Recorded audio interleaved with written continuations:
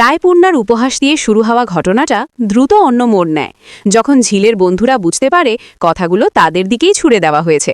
কিন্তু ঝিল শান্তভাবে সব সামলে বলে সে এসব কথায় কান দেয় না।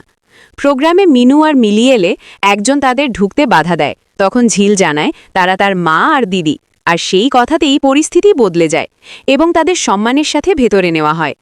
এরপর রায়পূর্ণা গান গেয়ে দর্শকদের প্রশংসা কুড়ায়, কিন্তু ঝিলদের স্টেজে ওঠার সময় মাইক্রোফোনে সমস্যা দেখা দেয় এবং অনুষ্ঠান কিছুক্ষণ থমকে যায়। সাক্ষ্য জানতে পারে যন্ত্রের একটি অংশ পুড়ে গেছে, তাই দ্রুত নতুন মিউজিক সিস্টেম আনার ব্যবস্থা করা হয় এবং সবার উৎকণ্ঠার মধ্যেই পরিস্থিতি সামাল দেওয়া হয়।